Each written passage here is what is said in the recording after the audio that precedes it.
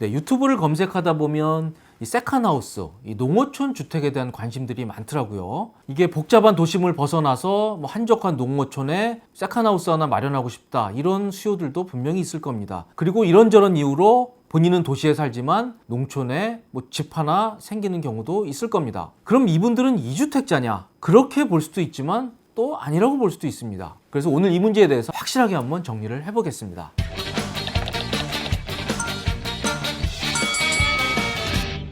현행 조세특례제한법에 이 농어촌 주택에 관한 과세특례, 한마디로 혜택을 주는 제도가 규정이 되어 있습니다. 자, 이게 뭔 얘기냐? 본인 집이 있습니다. 이걸 일반주택이라고 부르겠습니다.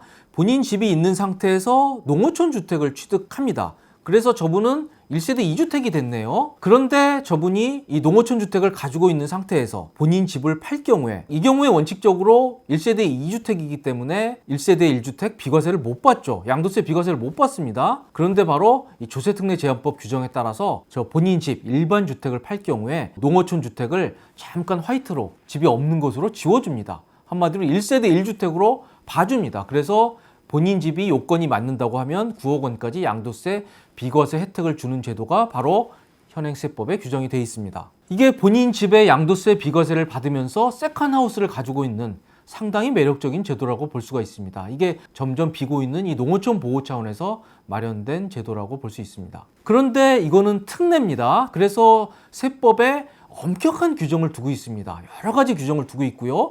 그 규정에 단 하나도 맞지 않으면 이 혜택은 못 받습니다. 따라서 이 법에 나오는 규정을 정확하게 숙지를 하고 이 문제에 접근을 하셔야 됩니다. 가장 중요한 건 농어촌 주택 요건에 맞아야 됩니다. 농어촌 주택은요, 도시는 안 되고 시골만 됩니다. 좀 구체적으로 들어가면요, 일단 저 5가지 지역은 제외입니다. 우선 수도권 지역은 당연히 제외고요. 하지만 연천군과 인천 옹진군은 여기에 포함이 됩니다. 한마디로 농어촌 주택 자격이 있다는 얘기입니다. 그리고 도시지역 제외고요. 조정대상 지역 제외입니다. 그리고 부동산 거래 신고법에 따른 허가구역도 제외고요. 관광진흥법에 따른 관광단지는 제외입니다. 한마디로 저 5가지, 대개는 도시지역입니다. 도시지역을 벗어난 농어촌 지역에만 적용되는 특례다, 이렇게 보시면 되겠습니다. 저 5가지 지역이 아닌 지역에서 면에 해당되는 그런 시골들만 농어촌 주택 인정을 받을 수가 있습니다. 구나 동은 안 되고요. 그런데 예외는 있습니다. 말이 도시지 뭐 시골과 크게 다르지 않은 지역들, 특히 인구가 20만 명이 되지 않는 시는 일부 예외를 인정을 하고 있습니다. 표에 잘 정리가 돼 있는데요, 저 표에 나오는 저 도시들은 비록 시지만 농어촌 주택으로 인정을 받을 수가 있습니다. 우선 충북에서는 제천이 가능하고요. 충남에서도 공주, 논산, 보령, 당진, 서산 이런 데는 농어촌 주택이 가능합니다. 그리고 강원도는 속초가 되네요. 그리고 영호남의 시 지역도 일부 인정이 되고요. 제주도는 서귀포시가 농어촌 주택이 가능합니다. 그런데 굉장히 또 조심하셔야 될 게 이겁니다. 저기 20만 명이 안 되는 시에서 농어촌 주택, 세컨하우스가 가능하다고 설명을 드렸는데요. 이게 본인의 집, 일반 주택과 이 농어촌 주택이 붙어 있으면 안 됩니다. 즉, 일반 주택이 소재하는 동과 이 농어촌 주택이 같은 동에 있거나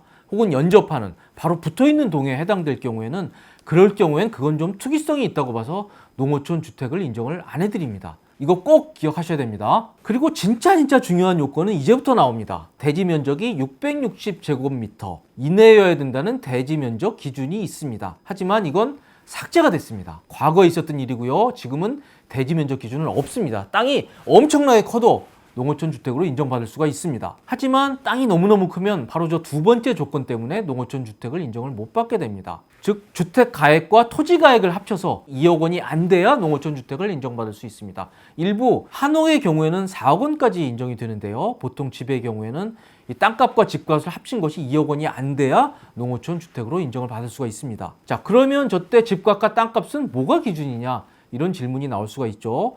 집은요, 이 국토교통부에 들어가면 볼 수 있는 개별주택 가격을 얘기하는 거고요. 땅은 기준시가, 한마디로 공시지가를 말하는 겁니다. 저 두 가격을 합친 것이 2억 원이 안 돼야 이 조세특례를 받을 수 있다라고 보시면 되겠습니다. 그리고 또 이런 질문이 당연히 나올 겁니다. 저 2억 원은 그럼 팔 때 기준이냐? 아닙니다. 살 때 기준입니다. 농어촌 주택을 취득할 때 2억 원이 되지 않으면 그거는 농어촌 주택 특례를 받을 수가 있습니다. 그 후에 올라서 뭐 10억이 되든 20억이 되든 특례가 유효합니다. 자, 이렇게 설명을 드려도 이 취득 가액과 관련돼서 여러 가지 질문들이 나올 것으로 보입니다. 이게 2억 원이 넘다 보니까요, 땅을 두 필지로 분할을 해서 이 한 필지에 대해서만 집과 합쳐서 2억 원이 안 되면 되지 않느냐 이렇게 생각하실 수 있는데요. 안 됩니다. 왜 그렇죠? 취득 당시에 2억 원이 넘은 것은 그 후에 필지 분할을 해도 그건 농어촌 주택을 인정을 못 받습니다. 무조건 취득 당시에 2억 원이 안 돼야 됩니다. 자, 그리고 이런 경우도 있을 겁니다. 농어촌 주택을 가지고 있는 상태에서 그 집을 증축할 수도 있고요. 그리고 토지를 추가로 매수해서 매수된 토지를 또 추가로 합칠 경우도 있을 겁니다. 이럴 경우에 이렇게 생각하실 수 있죠. 처음에 취득할 당시에는 2억 원이 안 됐기 때문에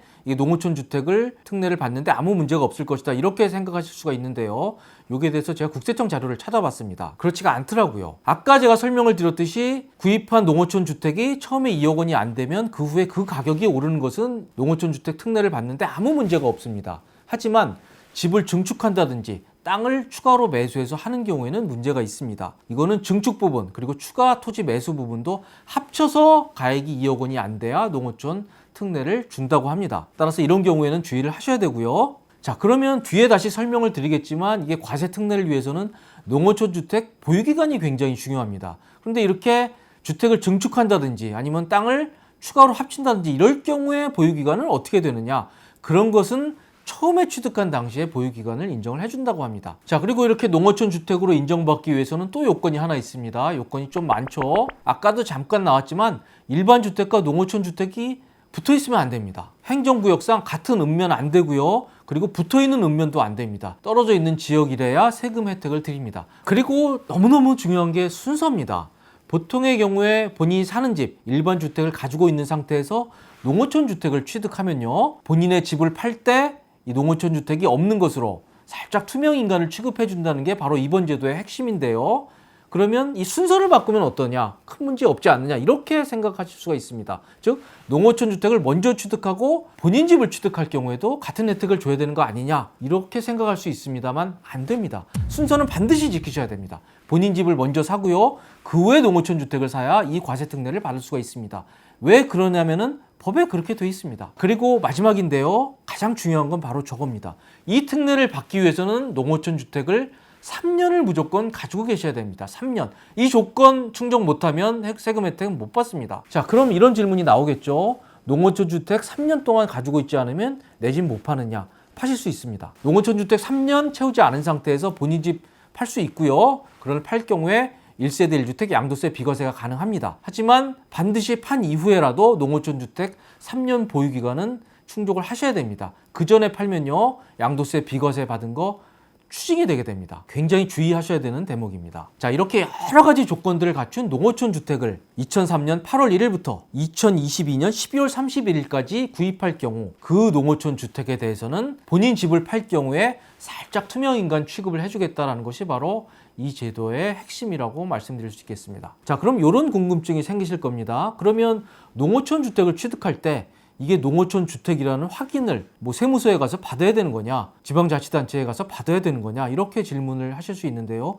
그건 아닙니다. 이거는 농어촌 주택을 가지고 계시다가요, 나중에 추후에 본인 집 일반 주택을 팔 경우에 세무서에 이 과세 특례 신청을 하면 됩니다. 내가 비록 1세대 2주택이지만 나머지 가지고 있는 것은 농어촌 주택이기 때문에 나는 양도세 비과세를 받겠다라는 의미의 이 과세 특례 신청서를 제출을 하면 저 요건이 맞는지를 심사한 다음에 세금 혜택을 드리게 되는 겁니다. 그리고 지금까지 설명드린 이 농어촌 주택 말고도요, 이 세법에는 고향주택이라는 제도도 있고요, 그리고 귀농주택이라는 이름의 혜택도 있습니다. 이런 것들도 혜택이나 요건들이 비슷하거든요. 그래서 본인들이 관련이 되는지 한번 살펴볼 필요도 있습니다. 제가 추후 영상에서 이 고향주택과 귀농주택에 대한 내용도 언젠가 한번 다루도록 하겠습니다. 자, 지금까지는 농어촌 주택의 장점 그리고 어떻게 하면 혜택을 받을 수 있는지에 대해서 주로 설명을 드렸는데요. 이게 농어촌 주택이 또 그렇게 긍정적이지만은 않습니다. 바로 보유세 때문에 그렇습니다. 농어촌 주택은 양도세에서 잠깐 집이 없는 것으로 봐줄 뿐이고요. 보유세를 낼 때는 엄연히 1세대 2주택이 됩니다. 이게 정말 아쉬운 부분이죠. 그래서 종부세를 낼 경우에 1세대 2주택 세율이 적용이 됩니다. 그리고 재산세도 1세대 1주택은 재산세 감면해주는 제도 있거든요. 그런데 농어촌 주택이 있으면 그 혜택을 못 받습니다. 그래서 이 부분에 대한 법 개정안이 현재 국회에 계류는 돼 있습니다. 이게 농어촌을 보호하기 위한 제도가 양도세에 마련이 돼 있는데 굳이 이거를 보유세에서 1세대 2주택으로 봐서 할 필요가 있겠느냐, 이런 지적들이 나오면서 현재 법안이 계류돼 있습니다만 현재로서 그 법이 어떻게 될지는 알 수 없습니다. 그리고 또 하나가 있습니다. 경우에 따라서는 농어촌 주택을 먼저 팔 경우도 있을 겁니다. 이럴 경우에 농어촌 주택에 따른 양도세 혜택은 당연히 못 받지만요. 중요한 논점이 또 하나가 발생을 하게 됩니다. 농어촌 주택을 팔고 나서 추후에 본인 집을 팔 경우에 그 집은 1세대 1주택 비과세를 받을 수 있을까요? 당연히 받습니다. 집이 한 채니까 당연히 1세대 1주택 양도세 비과세를 받죠. 그런데 달라진 점이 하나가 있죠. 지금은 1세대 1주택 비과세를 받기 위해서는 1주택일 뿐만 아니라 또 하나 중요한 요건이 생겼습니다. 최종 1주택이라는 요건을 갖춰야 됩니다. 즉 최종 1주택이 된 다음에 2년 동안 보유 혹은 경우에 따라서 거주를 해야 1세대 1주택 양도세 비과세 혜택을 줍니다. 그런데 이게 농어촌 주택도 똑같이 적용이 됩니다. 자, 다시 한번 말씀드리겠습니다. 농어촌 주택을 먼저 팔고 본인 집을 팔 경우에 본인 집에 대해서 양도세 비과세가 원칙적으로 가능합니다만 올해부터 도입된 이 최종 1주택 개념 때문에 2년을 반드시 기다리셔야 됩니다. 농어촌 주택을 팔고 2년 있다가 본인 집을 팔아야 본인 집에 대한 양도세 비과세가 가능한 겁니다. 저희는 지금까지 이 세컨하우스, 이 농어촌 주택 특례 문제에 대해서 자세히 살펴봤습니다. 지금까지 도움이 되셨다면 좋아요, 구독 꼭 부탁드리겠습니다. 시청해주셔서 감사합니다.